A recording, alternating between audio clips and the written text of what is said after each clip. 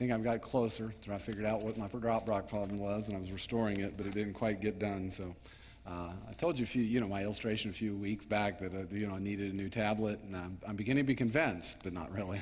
I don't think that's really the issue. But anyway, we're looking at Psalm 119, verses 81 to 88. And it's Kaph would be the Hebrew letter, and we're going to look at that section tonight. And what I like to do as we begin is just kind of just part of, if you will, just a Bible study methodology, and learned years ago, and it's a true one. You always look in a section for wordings that's repeated because it's emphasis, and it's one of those good things to do. And Psalm 119 obviously has a lot of repetition in one sense, nuanced a little bit differently as it drives at the issues of the word and the value of the word and the importance of the word.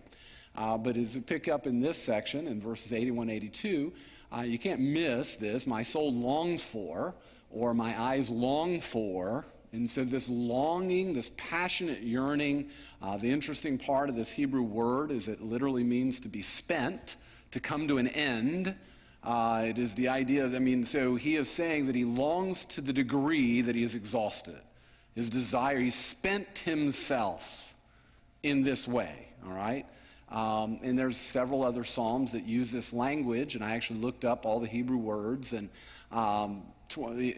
there's only one more that actually uses the same terminology in 123, where he says, my eyes long for your salvation, directly parallel in thought to verse 81, and for the fulfillment of your righteous promise, there's the same exact Hebrew word. In 20 and in 40 have a different Hebrew word from 81, 82, but it's dealing with longing, okay? So similar parallel idea, but the specific idea in 81, 82 is to have spent yourself, to come to an end of yourself, to have such a passionate desire for this that you long for something so hard, you're just exhausted, it's worn you out. That's really the wording there. So in verse 20 of Psalm 119, he longs for God's rules or his word, okay? I long for your precepts, your salvation, your promises. And then go to verse 131 and then 174. I open my mouth and pant because I long for your commandments. I long for your salvation. So you see this repetition of this longing throughout Psalm 119. That's why I just highlighted it within the psalm. So David's communicating to us a passionate desire. And so I asked the question. So the question I ask you is, what kind of things do you see that people are passionate about? As you look in our culture, you look around, the people you work with, your neighbors, what kind of things are people passionate about? Entertainment. They're passionate about money. Their sports team, okay? They got their fanware, right? All right, so what else? Oh, their electronics. Oh, you just stepped on a lot of people's toes tonight. Everybody collectively gasp, ouch. No, all right. All right, what else? Food. I heard food. Okay. Yes, John. Okay, we are spoiled, there's no doubt, but I'm just saying the things people are, they communicate, I can't live without. Okay, some people it's music, all right? Their homes can be idols, right? The car can certainly be an idol, the thing that somebody thinks they can't live without. All right, now here's the secondary question, just kind of follows up, probably more important than just what are people passionate about, but what do people who are consumed with the desire to gain, what do they do? If they're convinced they can't live without something, what do they do to gain it? Okay, whatever it takes. I mean, we in going through the foster care training, one of the sad realities of the day we live in is that so many people are addicted to prescription drugs, that they get, especially the pain meds, that they get to the place where they are so passionate to have that drug that they sell off whatever it takes to have it. And there were many families where those parents were at one time, you would say, were good parents, sacrificial for their family, came to the place of completely negligent, and their kids were taken from them because they became passionate about something that consumed them. Okay? There's a lot of things people do to chase their passions. And they will spend themselves after them. And obviously, everybody's passionate about something. The question is always, what are you really passionate about? And is it evident? And is what you would say, so if I ask Scott tonight, Scott, what are you passionate about? Scott could give me his answer. Now my next question would come is, okay, Pat, do you agree? Or let me go to Paul and say, Paul, well, you and Scott hang out a lot. Paul, what would you say Scott's passionate about? You spend time, what does he talk about? And you see, then we start getting windows. And it's not, I understand, Paul and Scott, you could communicate to another person because, Matt works Matt, the guys he works with and works for him, probably he's passionate about electricity. All right? Well, that's his job, all right? I understand. In that context, you're going to talk a lot about it. But okay, but the real question is just what, in relationship with people, what do they see drives you? Because the fundamental reality is God knows the answer to that question, right? We don't always get that answer right, because we will say, this is my passion. But there's a lot of different windows into our heart that begin to reveal that passion. And David is just expanding and really telling us that his desire, his longing for salvation, his longing for God's promises and God's comfort, we're going to talk about that, what he's longing for, was so consuming in his life that he was to the place of exhaustion. So here's the whole section. David writes here in Psalm 119, in verse 81 to 88, I'll just go ahead and read the whole section. My soul longs for your salvation. I hope in your word. My eyes long for your promise. I ask, when will you comfort me? For I've become like a wineskin in the smoke, yet I've not forgotten your statutes. How long must your servant endure? When will you judge those who persecute me? The insolent have dug pitfalls for me. They do not live according to your law. Your commandments are sure, and they persecute me with falsehood. Help me. They've almost made an end of me on earth, but I've not forsaken your precepts. In your steadfast love, give me life that I may keep the testimonies of your mouth. And so we just in 81, 82, here's the first question: what desires consume the psalmist to the point of exhaustion? There's two, I would say, fundamentally. First one is salvation. Okay.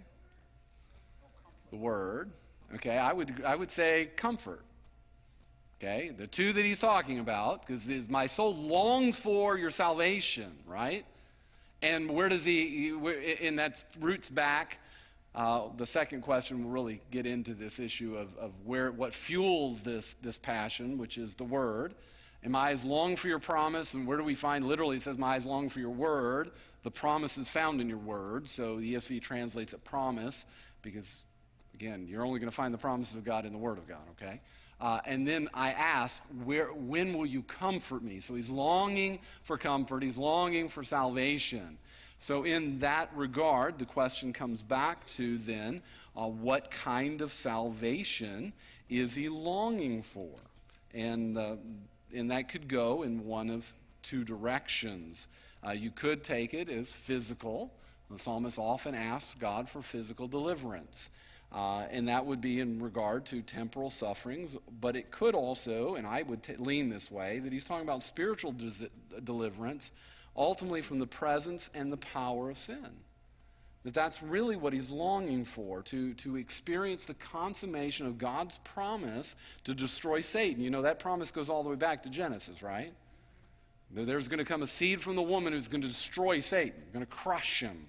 For what brought sin in the world, death and destruction, is going to eventually be crushed. God's purpose, going all the way back to Eden, is to dwell with a people created in his image, right? And because sin came into the world, the people were removed from the garden, from the very presence of God, in that sense, in that personal walk with God type of relationship where they saw the very glory of God and walked with God, talked with God. That was removed because they were removed from the place where there was no sin, right, until sin entered the world. And now we long for that consummation of God's purposes when sin will be destroyed, when we will enter into kingdom with God in which sin will never again enter. And so I think it's best to understand this longing is in regard to that the longing, and it really does connect even to what we'll talk about Sunday morning from Romans, That one of the passionate longings of our heart is for the certain future that God's promised. Folks, the day is coming when your struggle with sin will be over. And if that's not an encouragement to your heart, not something you long for, then something wrong there, okay? Something really wrong when we don't have, because we're sinners. We struggle with sin every day. We struggle with our own desires. We struggle with the effects of sin, everything from the body that fails us because it is subjugated to the futility of life in a fallen world, right? Every day, the older you get, you face the realities that things hurt that didn't used to hurt. Things don't work that once did work. And you try to do something you thought, I could do that. And you're like, no, maybe I shouldn't do that. We face it every day, just in that functional level. And we face the reality that we struggle with our attitudes and our actions, our responses to life. We struggle with those that come at us from other people. We live in a fallen world. What's ever going to fix it? The fulfillment of God's promise. Jim?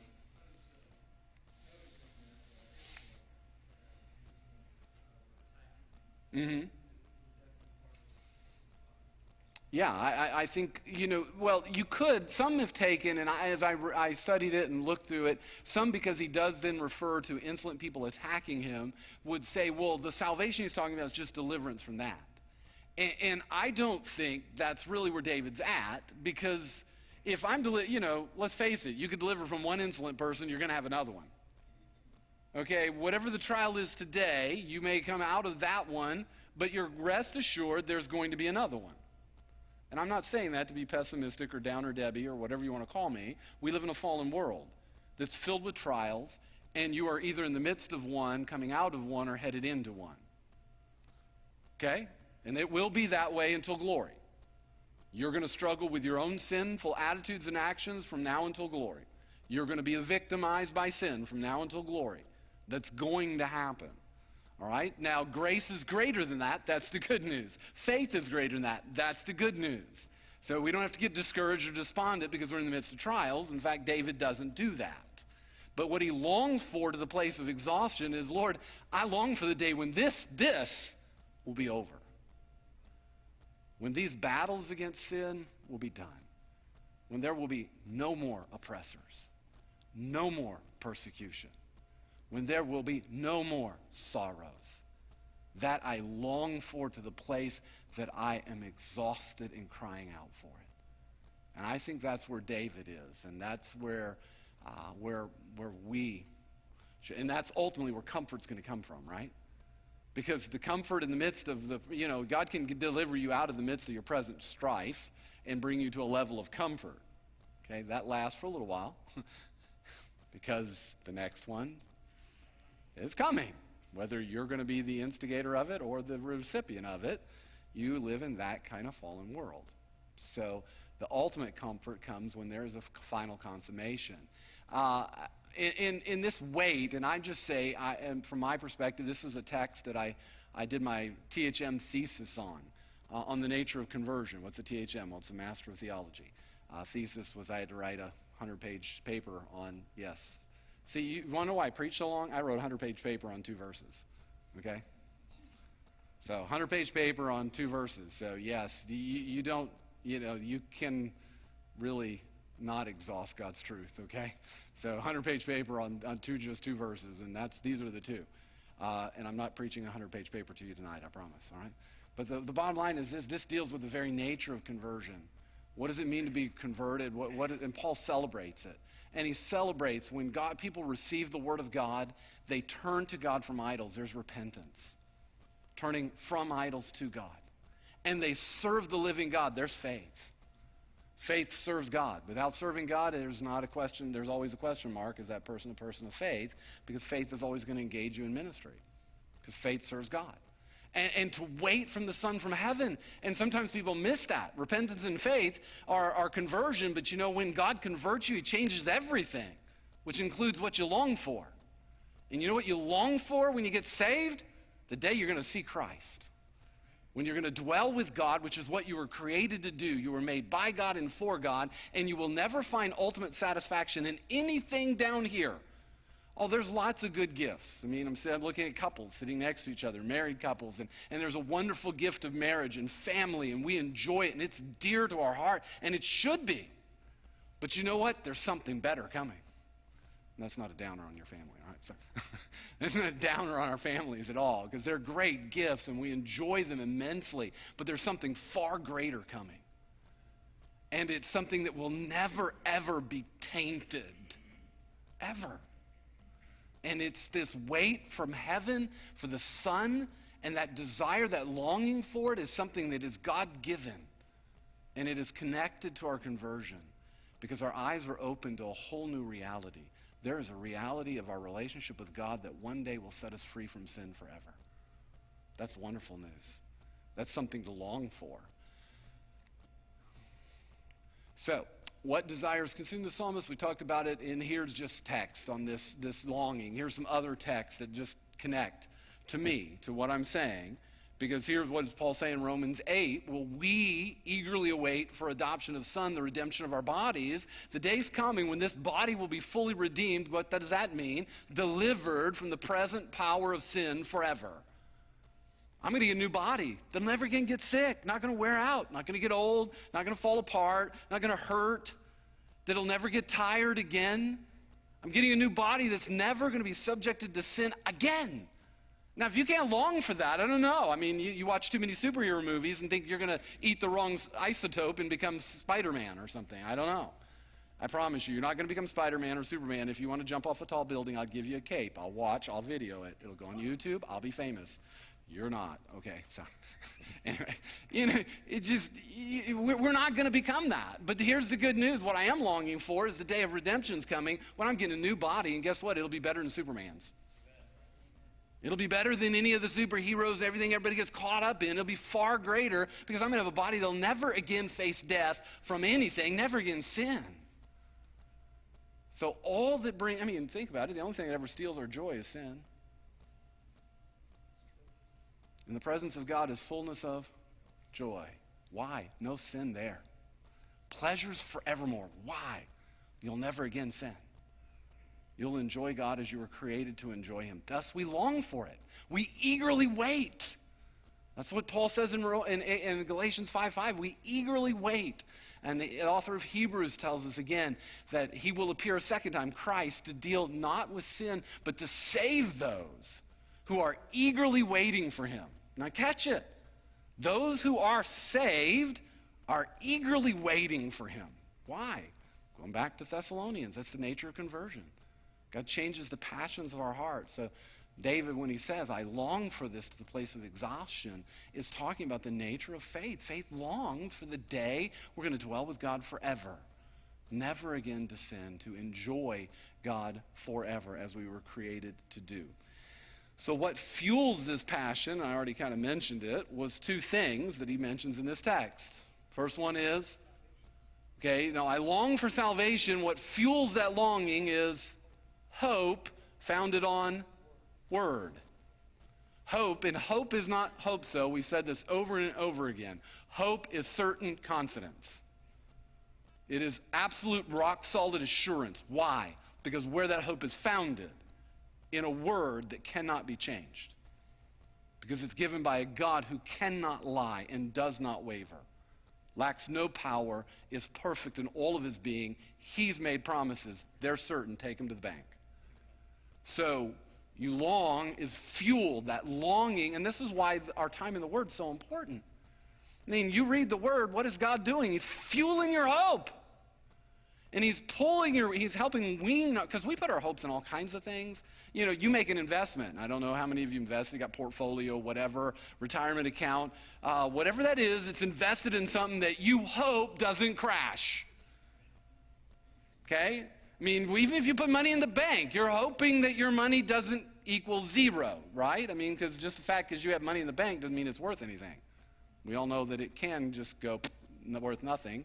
In fact, sometimes I wonder why our money is worth anything, because you know how much debt we are in the country, So I ask that question every now and then, how much debt are you in? And we're like, I don't have any debt. I don't have any debt right now. Oh, yeah, I do. I share in the corporate debt of America, right? I don't even know what that is now. It's some ridiculous amount of money that we all owe.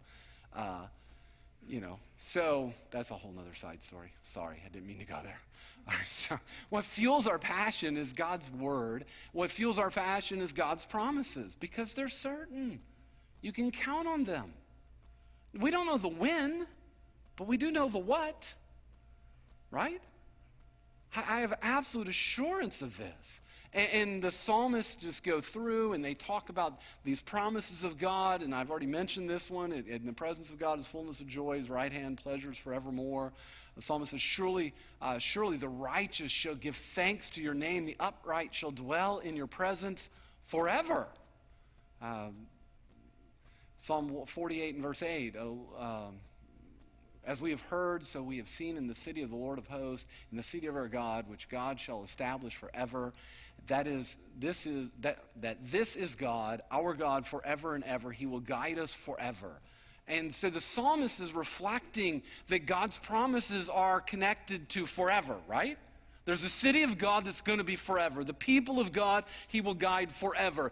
God is our strength and our portion for how long? Forever. The Lord will fulfill his purpose for me. His steadfast love endures how long? Forever. Psalm 145, I will extol you, my God and my King. Bless your name forever and ever. How long are we going to bless God's name? So the psalmist, the Old Testament saint, contrary to what a lot of people would say, the Old Testament saint understood forever. He understood that the promises of God were bigger than temporal deliverance. Folks, one of the shames, we're doing, Sunday night, the whole strange fire. One of the shames on the whole prosperity, health, and wealth gospel is it believes too little about God. They do. Oh, they get all emotional and they'll flip around, flop around, whatever else they're going to do. And they'll say, see, we love God more than the people who don't do that. No, that's not true.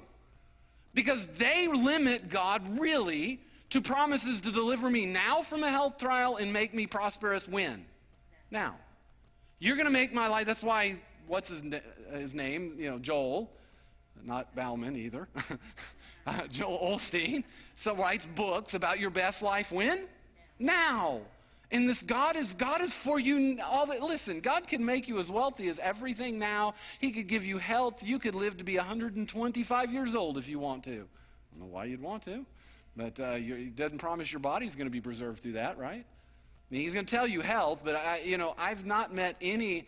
I don't know. I haven't hung out a lot with charismatics, but I don't know any 125-year-old charismatics that are running around in 30-year-old bodies. Do you? In fact, I don't even know any 120-year-old charismatics. So somewhere along the line, their faith that's going to make them healthy can't overcome their aging. And they get sick and still die, right? And they keep having all these promises. If you have faith, God's going to make you healthy and wealthy. When? Right now. I'm sorry, your God's too small for me. If your God can only deliver in the now, I don't need him. Because I need a God greater than that. Because I wasn't made just for now. I was made for forever. And my God has promised me forever. And the promise of forever is what puts the now in perspective. Because you know what? In the midst of the trials of life, when I pray, and I pray for deliverance, I know this. God's going to deliver in his time and his way, and it will be what is best. But I promise you this, every trial you ever face is limited. It can only endure for as long as you have life. It is inherently limited, right? And what God has given you is unlimited. Life forever. Pleasure and joy forever. What God has given his children cannot be touched by men. That's what David was certain of. That's why he longed for it. He longed for it. For I become like wineskin in the smoke, and I've not forgotten your statutes. And I just put 87 there because he's saying the same thing. Hebrew parallelism, just different words saying the same thing. You've almost made an end of me on the earth, but I've not forsaken your precepts. Okay, so a wineskin was made of what? Animal skin leather, right? So that's what it was made of. So what does it mean? What's the imagery of it in the smoke? Where do you find smoke? In fire. So if you put a leather bag in fire, what happens to it? Well, it's going to dry it's in the smoke, so it's going to shrivel up, dry, crackle, and then it's going to be no good, useless, okay? See, we get the imagery. That's the imagery. He's saying this is what I feel like in the midst of my affliction. So whatever it was that David was facing was pretty serious, right? And he's come to near the end of himself, is what he's saying. I'm almost to the end. I'm being shriveled up, dried up, cracked apart. I'm coming to a place where I feel absolutely useless and almost about to come to destruction. That's where I'm at. Okay, maybe that's where you're at. I don't know. But in the midst of the adversity, and so that was the first question, but in the midst of the adversity, and here's the second question, how does Psalmist or David teach us to respond to the times of great adversity in our lives? Okay, to trust. And I'd take from if you've never read it, if you want a great devotional, Trust, Hope, and Pray. I've got it over in the office. It's a wonderful devotional. Trust, hope, and pray. What does David do? David says, I've not forgotten your statutes. I have not forsaken your precepts. God, I haven't forgot your promise. I've not lost hope, even though I feel like I'm near destruction. I've not lost hope. Because my hope, as he said in the prior verse, is in your promises. And your promises are certain, so I haven't forgot your promise. And I haven't forsaken your precepts. I've not turned away in disobedience. Now, that brings great questions for all of us. Because the deeper the adversity, the more we are put in the temptation of questioning both the goodness of God, our ability to endure, whether it's worth enduring. Is anything good going to come from this? All those kind of questions that come in the midst of adversity. And here's David in the midst of what was a severe trial, to the place where he felt empty, useless, about to be destroyed. And David is telling us, but in that place, two things I did not do is I did not forget the promises of God, therefore I did not lose hope. And I did not lose hope, therefore I did not forsake God's commands. I obeyed. I trusted. You know, at times, the Bible tells us very clearly, your labor in the Lord will never be in vain. You know, whatever you sow to the Spirit will reap life. Will you keep the commands of God? It is not going to be in vain. Now, does that mean it's all going to turn out for you now? No. At times we think, man, I'm obeying God, I'm doing the right thing, and I'm still getting beat up. I feel like that it's not working out, that maybe I should cut a corner somehow and I'm going to get to a better outcome. And the answer there is that would be forsaking God's commands. It would be to say something, because you think about it, anytime I bail out in obedience, if I cease to trust God, I give over to fear, whatever it is, I become discouraged, despondent, I give over to worry, the rocking chair illustration, I'm going faster and faster, I'm just not going anywhere. All those things happen, reflect at that moment, I cease being confident in a good God or in his goodness in the midst of my difficult circumstance. I begin to limit God. God, you can't possibly be good because this is happening.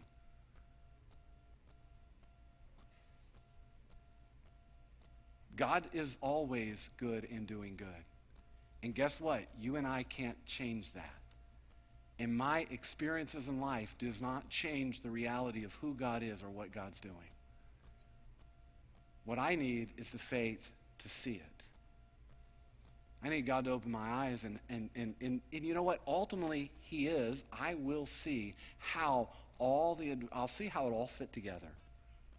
I will see and I will understand that there's a day coming when I will understand how all of the diversities of life and those experiences all fit together to shape me into more like Christ and make me a useful vessel for my master and prepare me for an eternity in his presence. One day it'll all tie together because the effects of sin that keep me from seeing it will be removed. You know, no matter how smart you might think you are or not, the day is coming when your mind will work perfectly like it was always intended to work. And you will understand more of the glory of God than ever before.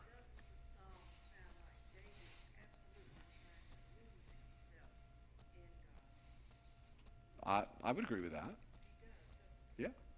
Well, David's just reflecting that in the midst of those difficulties of life where we're all tempted to get despondent or turn away, that's the last thing you should ever do. You know, people in the midst of hurts often run from God. I mean, throughout life, how many times have you heard people, well, I used to go to church, but then I got hurt. And you did what? Well, I stopped going to church. Why? Well, because all those people are hypocrites. And you're not? I don't say it that way. I'm nicer most of the time. I try. Maybe I shouldn't say that. But honestly, we oftentimes in the midst of life's hurt, what do? We run. And we run away from God. That's the most foolish response of sin. And one of the places the devil trips us and our flesh trips us. And in the midst of hurt, we run from God. And it's the last thing we should ever do. But it happens because your flesh gets in the way. And your flesh says, that makes sense because God let me down. And on our flesh can go. And David is in the midst of that place, and he's saying, no, don't do that. That's not the right direction.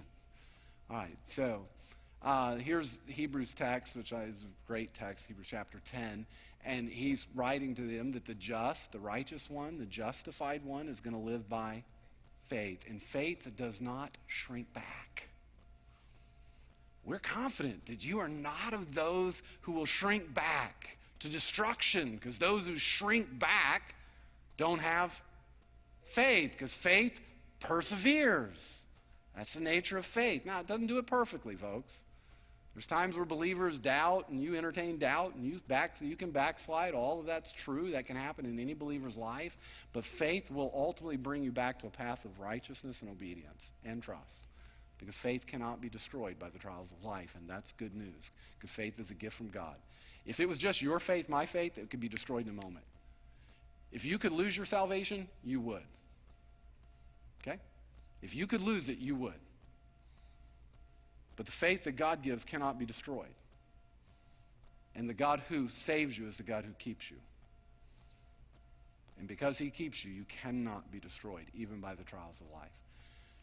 So, verse 84, how long must your servant endure? When will you judge those who persecute me? And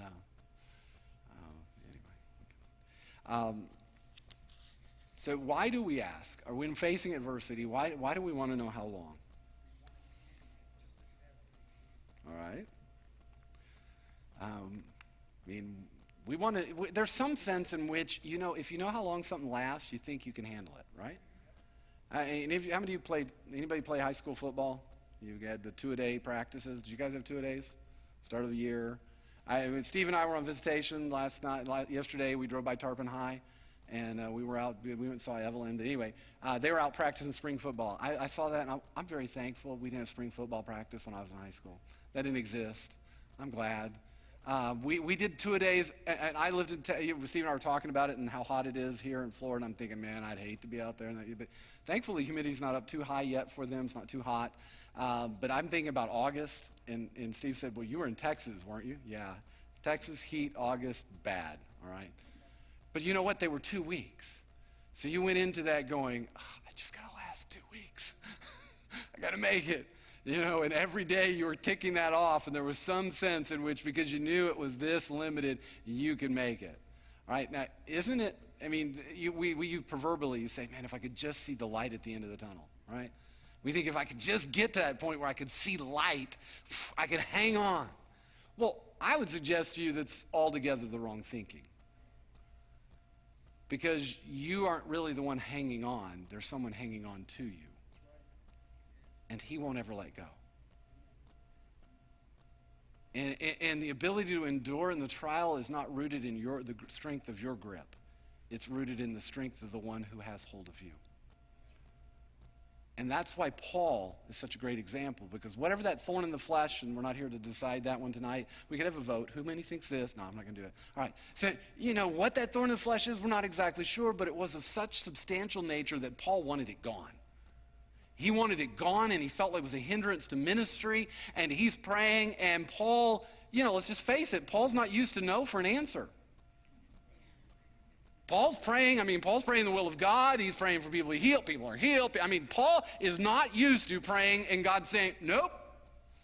Paul is like praying, God take this away, and I'm sure he anticipated. After all, you're healing all these other people, raising people from the dead. If it was physical, well, faith healer, heal yourself. Paul is not, God says no. Paul's praying not once, not twice, 3 times, pouring out his heart. Lord, my ministry would be more effective if. And God says, no, it wouldn't. Because your ministry is not effective because of you, but because of me. And then Paul says, you know what? God's grace is sufficient. And I will boast in my weaknesses, so that the power of Christ may be seen. And so in the midst of the trials of life, they expose our weaknesses. And we don't like our weaknesses exposed. We don't like them exposed. We would rather keep those hidden. We just would. In fact, you get to those interview questions of what are your strengths? Man, it's the list. What are your weaknesses? I don't know. I'm not sure.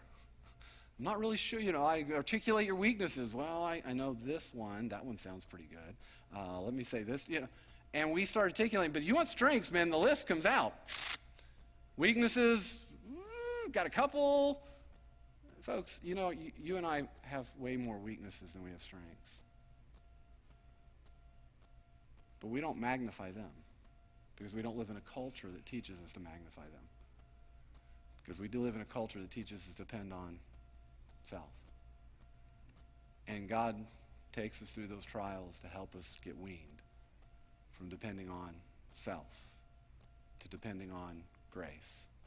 And the good news about depending on grace is always sufficient. You and I aren't.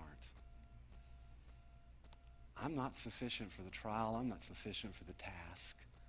The task God's called us to do is astronomically more difficult than any of us can handle. But the good news is grace is sufficient. And it is an endless supply. You can't exhaust it. And you know how you get it?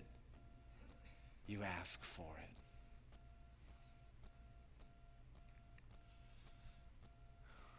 So, I think we'll just stop here. And then we'll give time for prayer tonight and praying for our prayer sheet. So I think we'll end here. But it's a wonderful text, and I hope it will minister to your heart as it has to mine. And it will encourage us in God's grace. And that we should be ever before, as the author of Hebrews says, we should ever be coming to that throne filled with grace to help. And it's a wonderful thing. We have a great high priest who is tempted in all ways like we are, yet without sin. He who is in us is greater than he who is in the world. He who is in you is greater than your own flesh. And we can, in the adversities of life, do just what David did. Lord, I will not forget your promises, and I will not forsake your precepts.